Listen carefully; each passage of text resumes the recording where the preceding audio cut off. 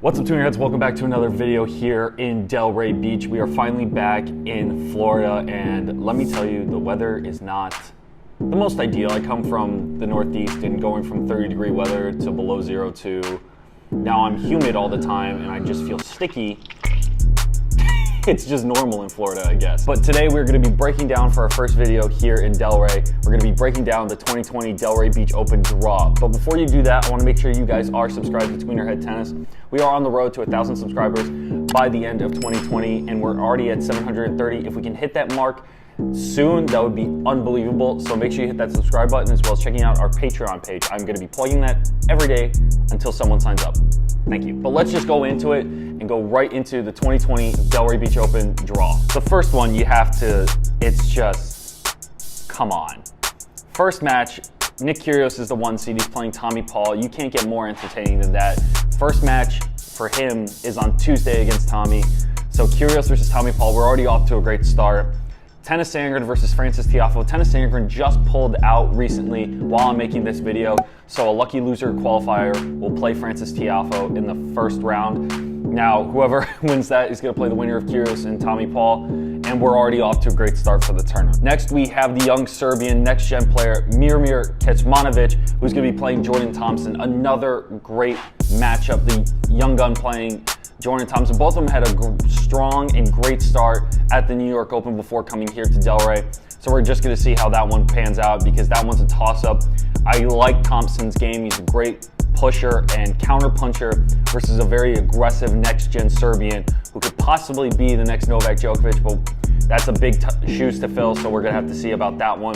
Also, check out our interview we did with him in Atlanta. Next, we have Kyle Edmund versus Ugo Humbert, the finalist who's playing the final right now for the New York Open. Kyle Edmund is playing Ugo, so that's going to be an interesting matchup as well, and we'll see if Kyle is still going to be coming to Delray. That's going to be an interesting matchup. Then you have Taylor Fritz versus a qualifier. 18-year-old Brandon Nakashima wildcard acceptance versus Yuri Vesely. That's going to be an interesting matchup because the 18-year-old is a very promising star. We interviewed him in Dallas, so that's going to be very fun to watch as well. And Vesely won a title this year already in 2020 in Pune, so that's going to be an interesting matchup to watch for. Jason Jung, recent semifinalist at the New York Open, is playing a qualifier. Then you have John Millman versus Yoshida Nishioka. That's going to be interesting. Then we have Adrian Manarino versus Suwon Kwon. Kwon also had a very good New York Open. A lot of these guys that played New York are coming to Delray, so we'll see how their momentum continues here in Florida. Next, you have another wildcard entry, Ryan Harrison versus the Bosnian Damir Zoomer. I'm so sorry if I'm mispronouncing these. These are very hard names to say sometimes. Then you have Mackenzie McDonald using his protected ranking to play in Delray. He had a very good Delray last year where he beat Juan Martín del Potro, I believe. So that's going to be an interesting matchup where he takes on Japanese player Yasutaka Uchiyama. That's going to be an interesting matchup. Then you have Riley Opelka versus a qualifier. Riley Opelka is currently in the finals for doubles at the New York Open. He lost to Jason Jung in 3 sets, so we're going to see if he can do better in singles at this year's Delray Open. Then you have Raju Alba, defending 2019 Delray Beach Open champion, taking on wildcard Jack Sock. Jack Sock hasn't won a singles match in roughly about 2 years, but he's just coming off a semifinal run for doubles at the New York Open. So it would be interesting to see if Jack Sock can find a singles form again.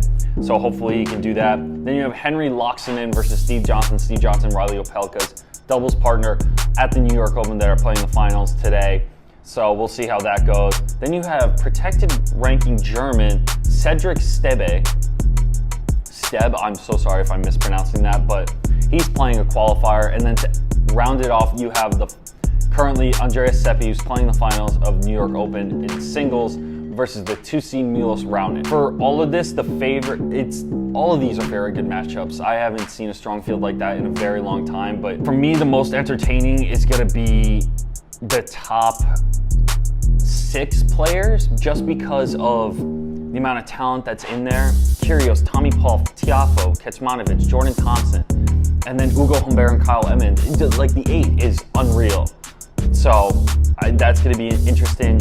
If I was to go dark horse, Nakashima, I would like to see him do well, just because We interviewed him in Dallas, and maybe that's a little biased, but the 18-year-old is such a confident player, and the way he plays is very interesting and definitely one to watch for the future. So I do like him to be a dark horse here.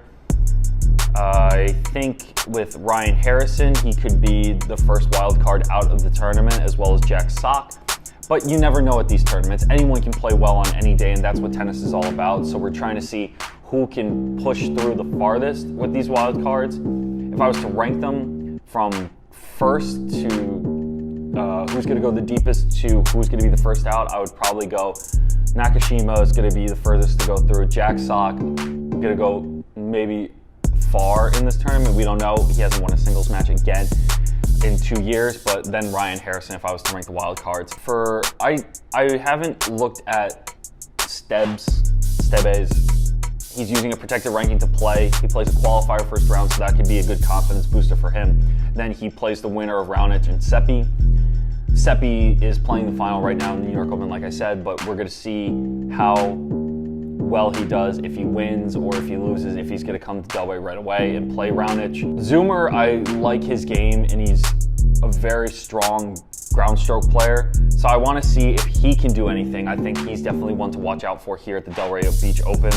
And Soon Woo Kwon as well. He had a great New York Open. I actually like his game as well. Played very well against Kyle Edmund, but unfortunately lost in 3 sets. But I definitely think he can be one to watch as well. Let me know what you guys think down in the comments below. Who's your favorite, who's the dark horse, and who's going to be the biggest bust here at the Delray Beach Open, as well as making sure you leave a big like on this video, as well as making sure you're subscribed to Tweener Head Tennis. Check us out on all our social medias for more behind the scenes content as well here from Delray. We're going to be doing practice footage, different videos with different players and coaches, so make sure you do follow us on all our social medias down in the description below, as well as our website at tweenerheadtennis.com, as well as our Patreon for more exclusive behind the scenes content, stuff we don't post here on YouTube, as well as our social media. We're going to be posting on our Patreon as well, so make sure you check that out as well. Hope to see you guys soon. Thank you guys so much for watching. Enjoy the tournament. Thanks, guys.